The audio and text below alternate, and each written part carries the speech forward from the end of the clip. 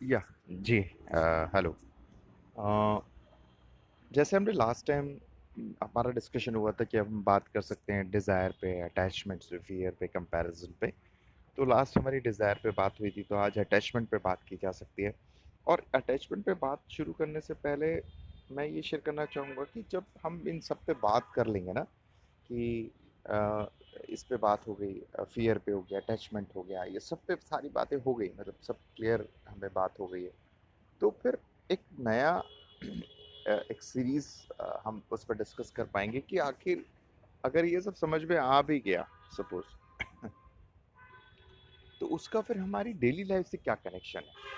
अगर कहने का मतलब है, सीधी बात है कि सपोज अगर किसी को बात समझ में आ गई कि सारा चीज़ समझ में आ गई, थिंकर, थॉट और डिज़ायर, ये सब समझ में आ गया, बट उसका डेली लाइफ से क्या कनेक्शन है, उसकी डेली लाइफ कैसे बदलेगी, क्या होगा।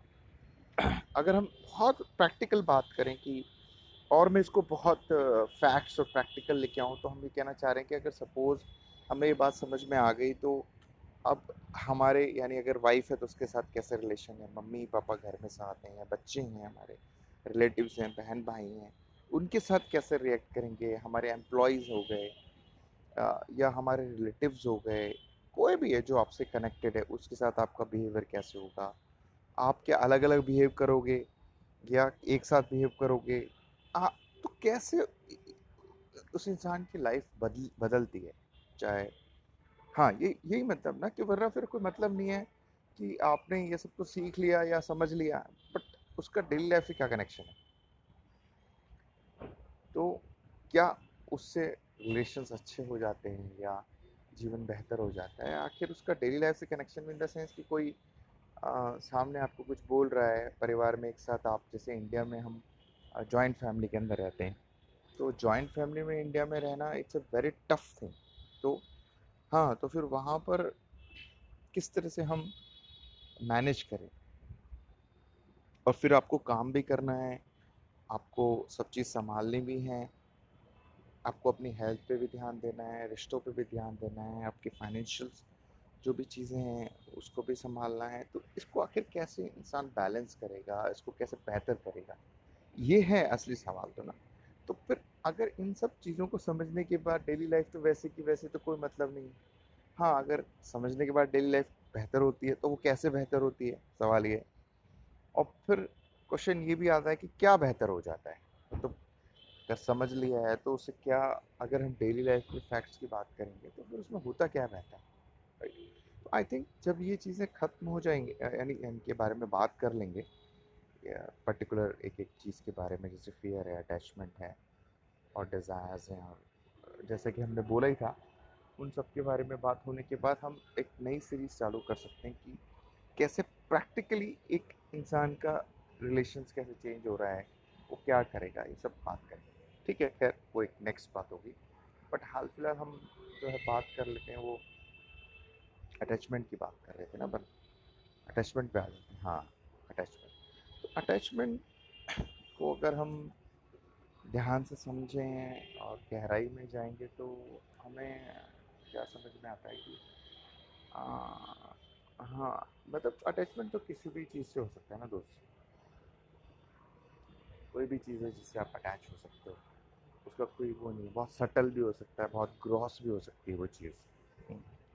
अगर ग्रॉस की बात करें, मटेरियलिस्टिक की बात करूँ, तो आपकी सपोज कि मटेरियलिस्टिक थिंग्स हो गई, जैसे जो भी आपका घर हो गया, कार हो गई, या पैसे हो गए, कुछ भी है, आपके चीज़ें, इलेक्ट्रॉनिक सिस्टम्स हैं, महंगे, कॉस्टली हैं, उनसे आप उससे अटैच्ड हैं। अटैच इन द सेंस कि आपने अ, उस चीज़ को लेके एक इमेज बना ली है, और वो इमेज आपके दिमाग में एक सिक्योरिटी के रूप में है, क्योंकि आपको लगता है ये चीज़ आपके पास है तो आप सिक्योर हो, तो आपका उसका ऐसे अटैचमेंट हो गया।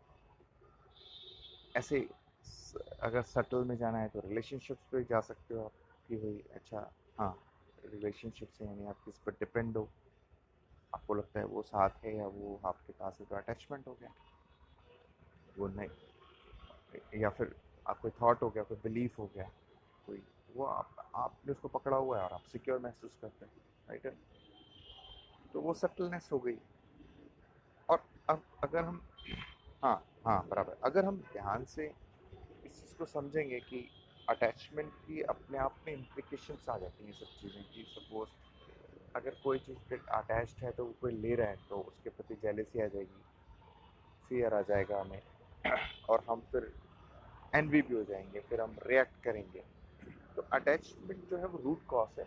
अगर चीज़ें उसकी या जा रही हैं, जो चीज़ आपने पकड़ी हुई है वो कोई ले रहा है या कुछ कर रहा है, तो आप अपनी हर एफर्ट्स मार दोगे साम दाम दंड भेद जिसे कहते हैं ना, गलत गलत सब करोगे ताकि वो चीज़ आपके पास रहे। अटैचमेंट रूट कॉज है कि हमारे अंदर फियर आ रहा है, हमारे अंदर जेलसी आ रही है, हमारे अंदर कंपैरिजन आ रही है, वो अटैचमेंट ही है।